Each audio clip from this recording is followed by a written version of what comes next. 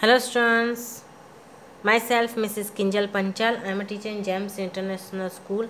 Students of standard 5th, listen carefully. Students, in previous video I have start your unit 10, the Supremo, okay, but now I am going to start your activity 3, okay, in a textbook, okay.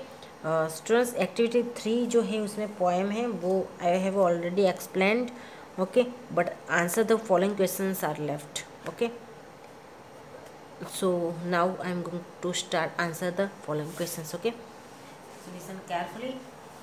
आपका जो activity 3 में जो poem है आगे वो मैंने पूरी complete करवा दी है, पर एक्टिविटी 3 में पीछे क्वेश्चंस आंसर है वो भी बाकी है, तो मैं वो आज कंटिन्यू करूँगी, okay. So listen carefully. Answer the following questions. Now first question is, who is the king of the sky in the poem? मतलब पोएम में स्काई का राजा कौन है? So answer is the sun is the king of the sky in the poem. यानी कौन है? The sun. Okay. Second question से whom does he order to go away? whom does he order to go away? मतलब वो किसको दूर चले जाने हटने का ऑर्डर करता है, तो ही ऑर्डर्स, ऑर्डर का ऑर्डर्स क्योंकि डस है इसलिए, okay. He orders the moon and the stars to go away, okay. He orders the moon and the stars to go away, okay. 3 number का है, at what time of the day does he sit on his throne. मतलब कौन से time में वो अपने thrown पे मतलब बैठ जाता है, तो he sits on the throne at noon, okay, at noon. Now question 4. When does he kiss to reason? He kisses to reason at the end of the day, okay. Question 5 जो है वो आपको ऑमिट करना है, यानी आपको unit activity 2 activity 3 के ये क्वेश्चन आंसर है, ये सारे आपको जो 1 2 3 4 तक हैं यहाँ तक आपको होमवर्क में लिखना है, ओके. एक्टिविटी 2 और 3 के क्वेश्चन आंसर आपको होमवर्क में लिखना है, okay. Now let's start activity 4. Activity 4, adjectives are describing words. Adjective जो वर्ड्स होते हैं वो डिस्क्राइबिंग वर्ड्स होते हैं. डिस्क्राइबिंग मीन्स वर्णन करने वाले वर्ड्स होते हैं. Adjective in the given poem you have read some describing words like powerful, light, okay. ये वीडियो पोएम जो हमने पढ़ी उसमें कितने सारे हमने डिस्क्राइबिंग वर्ड्स रीड किए, जैसे कि पावरफुल, लाइट, ओके. तो ऐसे ही दूसरे 5 डिस्क्राइबिंग वर्ड्स हैं, हमें पोएम में से फाइंड आउट करना है, लेकिन मैंने कर दिया है. जैसे फर्स्ट है सन है, लेकिन कैसा है? ग्रेट सन, यानी सन है लेकिन कैसा है? ग्रेट, यानी डिस्क्राइबिंग क्या हुआ? ग्रेट सन के बारे में. वाइट, ब्राइट, लॉन्ग, शेडो है लेकिन कैसा है? लॉन्ग. किंगली, ओके, किंगली, इस तरीके से. Great, white, bright, long, kingly, okay. ये एडजेक्टिव वर्ड्स है सन के बारे में, okay. Now activity 5, match the adjectives in columns. Match adjectives in columns A with appropriate nouns in B as they occur in the poem. किस तरीके से poem में दिया गया उस तरीके से हमें A से B को मैच करना है. जैसे ग्रेट, तो ग्रेट कौन है? Sun, great sun, okay, great sun. Powerful क्या है? तो पावरफुल लाइट, लॉन्ग तो क्या था? Shadow, kingly way, okay. इस तरीके से matching, okay. Now activity 6, the phrase, brighter than brighter,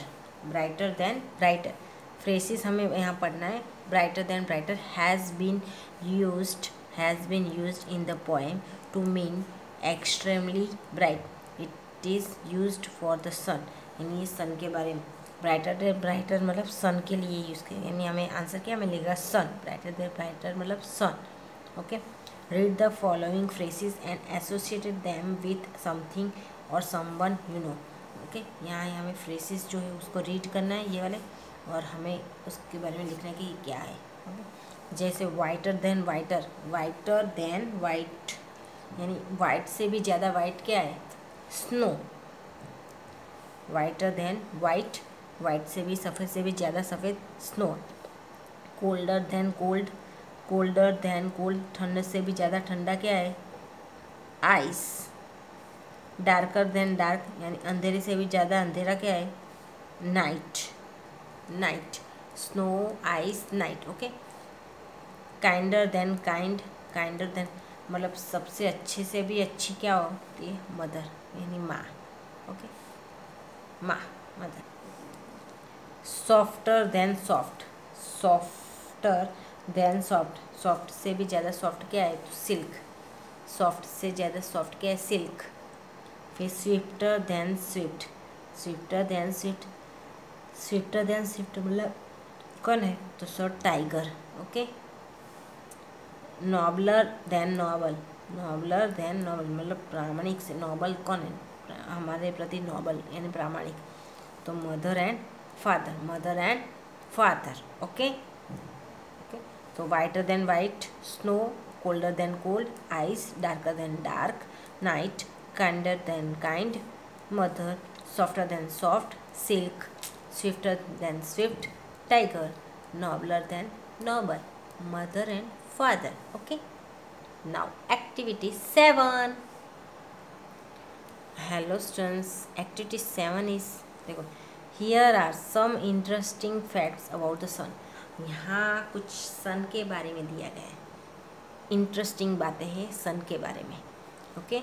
यानी इंटरेस्टिंग फैक्ट्स अबाउट द सन, सन के बारे में बहुत इंटरेस्टिंग बातें हैं. देखो कौन कौन सी. फर्स्ट है, the sun is a star found at the center of the solar system. Okay.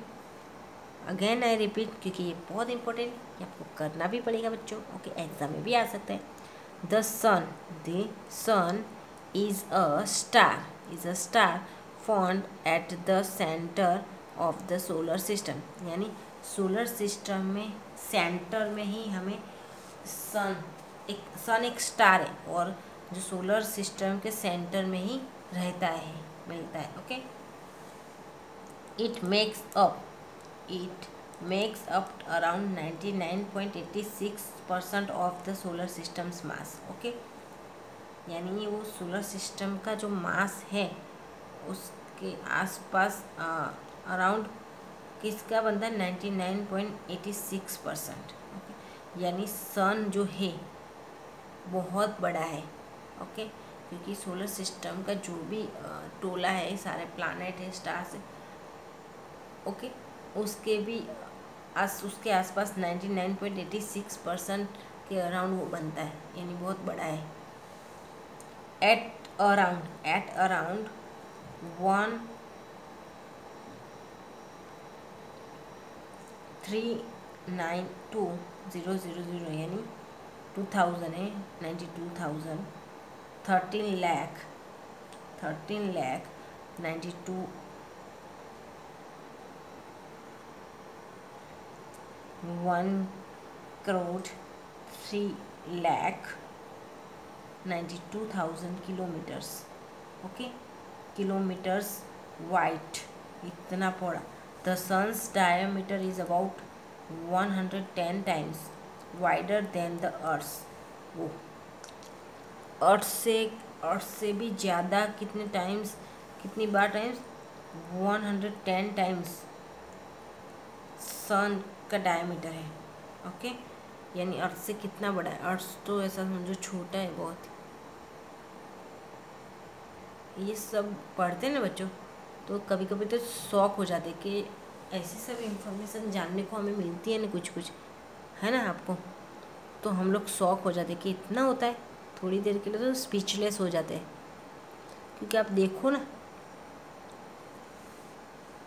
इस तरीके से सन के ये फैक्ट्स है। Okay, in next video I will continue from here, next page. Okay, page number 88 से। सो बाय।